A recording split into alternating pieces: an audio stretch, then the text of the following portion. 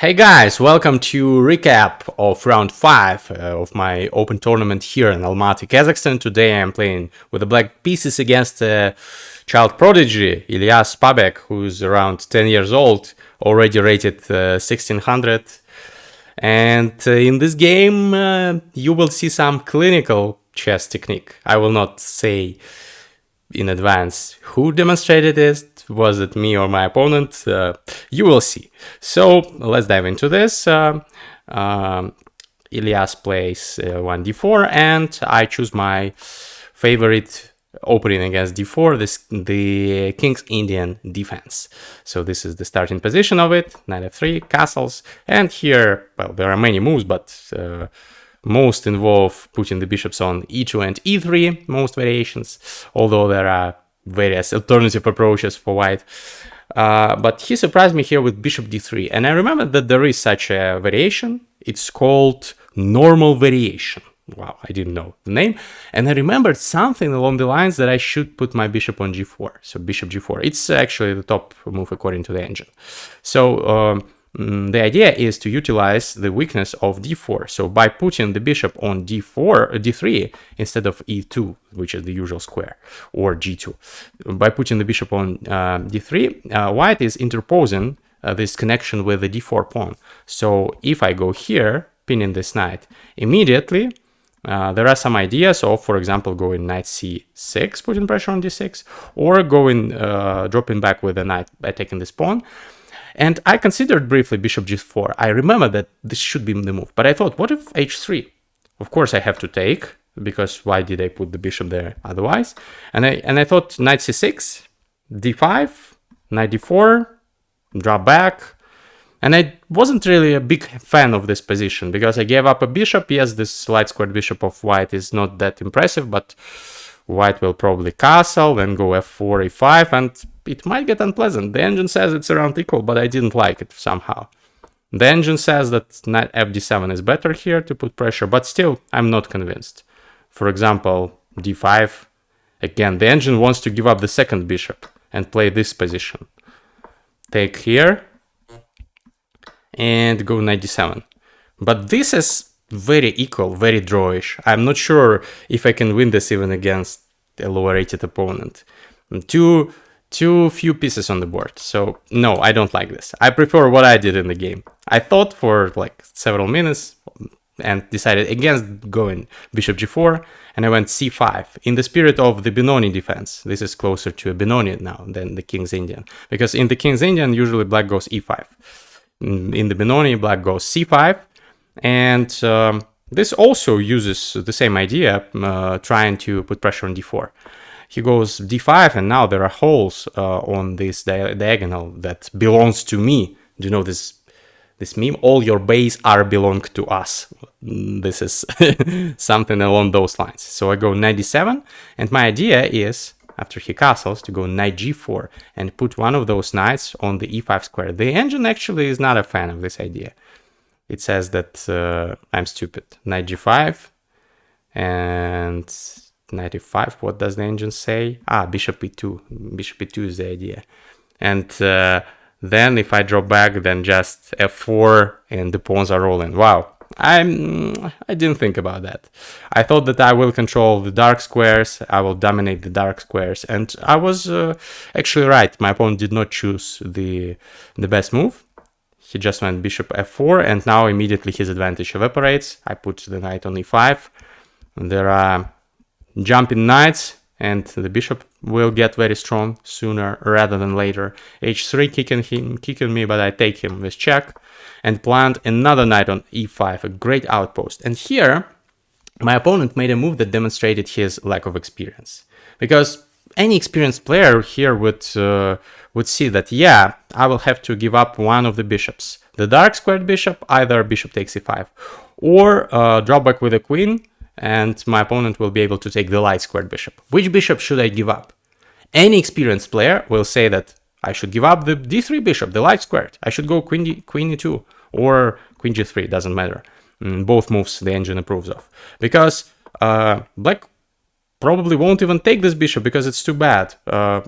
I don't know, it's an idea I would consider, but I'm not sure if I would have taken it, because my knight is better than this bishop actually. So this bishop looks at its own pawns and yeah, doesn't do anything particular. But here my opponent took with the dark squared bishop and gave me the uncontested dark squared bishop, and now objectively even the engine says that black is already a little bit better, because I have the two bishops advantage.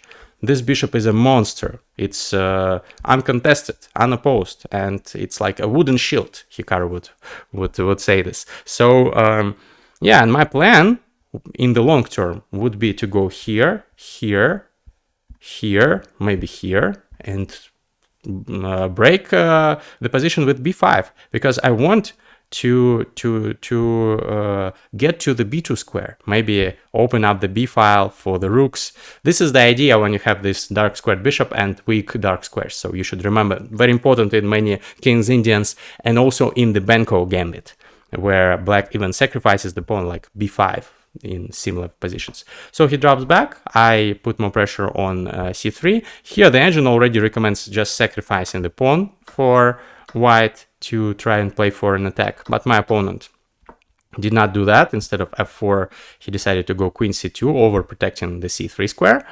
And now I go bishop d7, and my idea is, again, as I said, very, very easy. So he goes rook b1, sidestepping, I go a6, next is b5, and I thought that a4 would be practically forced here, but I can at least take and take here.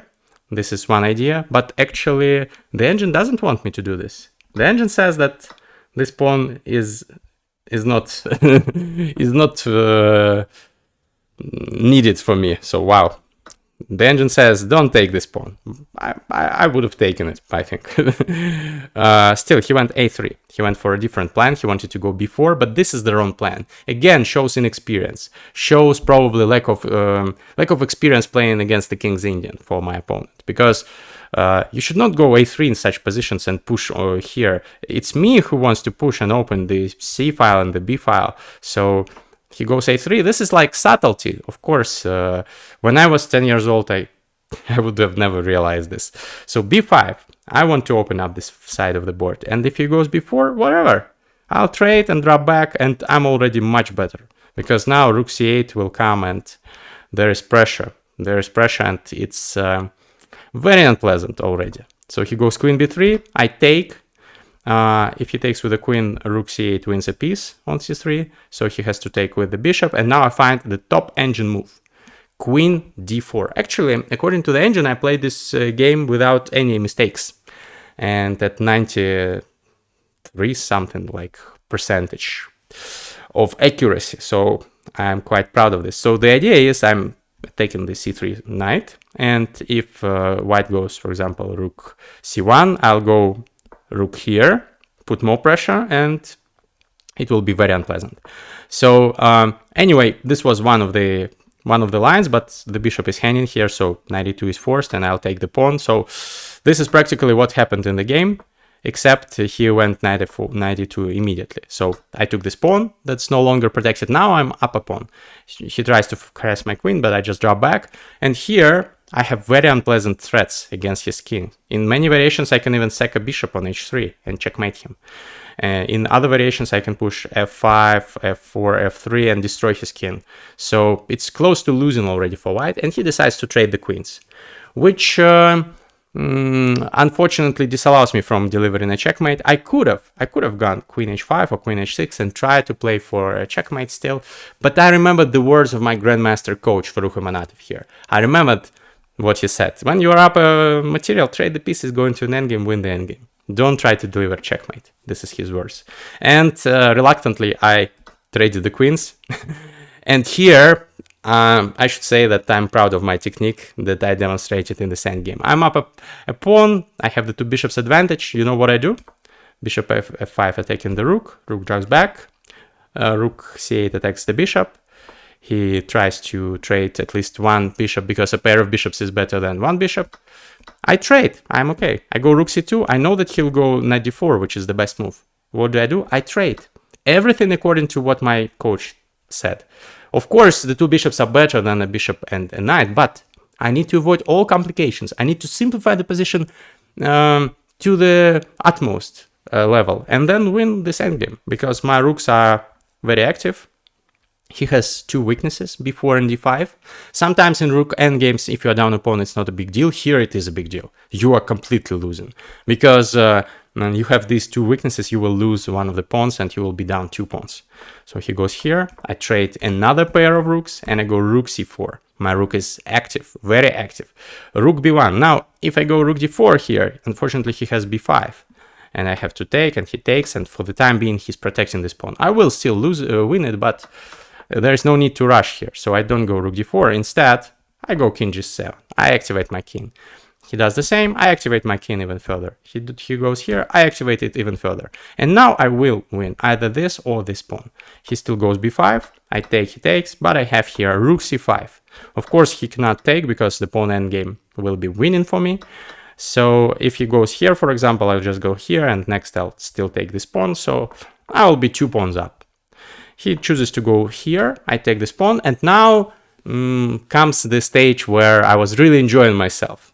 My opponent tried to do something, but I really didn't give him any chance. But it was easy already. This was like elementary stuff. I just kept advancing my pawns, advancing. He checks me, okay. Now I have 2 connected passed pawns, D and E pawn. I check him, win some time, push pawns. Now I'm threatening this. This will be a winning pawn endgame. I can give up 1 pawn and still be winning, because 1 extra pawn in a pawn endgame is usually enough for a win. So he has to retreat with the rook. Now I push the pawns. I check him. I take another pawn. I check him. I don't even give him any of my pawns. I protect. I advance my king. I check him. I take another pawn. I advance. I advance. I don't give him any counterplay. Now his king is cut off. His king has no squares. It has just two squares, h1 and h2, and I just advance. If he takes here, e2 is winning. He cannot stop e1 queen. So instead he checks me, draws back, checks me, and tries to defend desperately. But here I just advance yet another pawn. I'm not in a rush. And yeah, this is completely winning. He uses one final trick, rook e1. Imagine if I took with the queen. This is a stalemate, because yeah, the white the white king has no moves. But I underpromoted to a knight. What what satisfaction is it? It is. And here I pushed another pawn, and I decided, you know what, I'll underpromote to a bishop. Why is my opponent not resigning? Well, he's young and doesn't know the chess etiquette yet, probably. So he played on, and here I checked him, and I could have made another bishop, but I decided, you know what, stop this, just checkmate the guy and go home. So I checkmated him, getting another win. Feels good, but still I need to win probably all my remaining games to take the first place, or at least most of them. 4 more rounds to go. I'm on 3.5 out of 5 points. So let's see how I fare. Wish me luck, and thanks for tuning in. See you in the next one. Bye bye.